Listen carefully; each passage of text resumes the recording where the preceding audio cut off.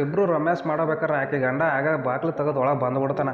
ಆಗಾಕಿ ಅಲ್ಲೇ ಇದ್ದ ಒಂದು ಅಂಗಿ ತೊಗೊಂಬಿಟ್ಟು ಅವ್ನು ತಲೆಗೆ ಹಾಕ್ತಾಳಕ್ಕೆ. ತಲೆಗೆ ಹಾಕಿ ನೀನು ಕಳ್ಳಂತರ ನಟಸ್ ಅಂತಾಳೆ. ಅವನು ಹಂಗೆ ಮಾಡ್ತಾನೆ.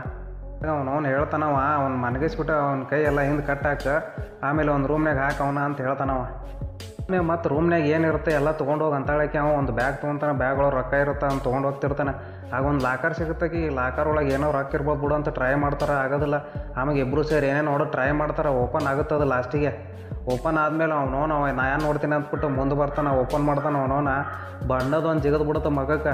ಜಿಗದಿಂದ ಸೀದಾ ಸಿಂಕ್ ಕಡೆ ಓಡಿ ಹೋಗ್ತಾನೆ. ಮಕ ತೊಗೊಳಕ್ಕೆ ಹೋಗಿರ್ತಾನೆ. ಆಗ ಅವ ಬಂದ್ಬಿಟ್ಟು ತಲೆಗೆ ಹೊಡೆದ್ಬಿಟ್ಟು ಮಲಗಿಸ್ಬಿಡ್ತಾನೆ. ಆಗ ಆಕಿ ಬರ್ತಾಳೆ. ಒಂದು ರೀತಿ ನಾಟಕ ಮಾಡ್ಕೊತ, ಓ ನೀನು ಹೊಡೆದ್ಬಿಟ್ಟೆ ಅಂತ ಇದು ಮಾಡ್ತಿರ್ತಾಳೆ. ಆಗ ಮತ್ತು ಪೊಲೀಸಿಗೆ ಕಂಪ್ಲೇಂಟ್ ಕೊಡೋಕೆ ಹೋಗ್ತಾನೆ. ಈಕಿನ ಎಬ್ಬಿಸ್ಬಿಟ್ಟು ಕಳಿಸ್ಬಿಡ್ತಾಳೆ ಅವನ್ನ.